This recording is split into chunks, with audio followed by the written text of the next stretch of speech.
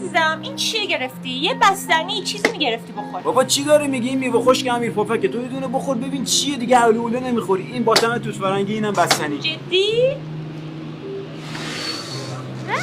خوشمزه. چشمم روشن آرورا خانم. این بود قول و قرارت؟ اینجوری میخواستی پام وایسی؟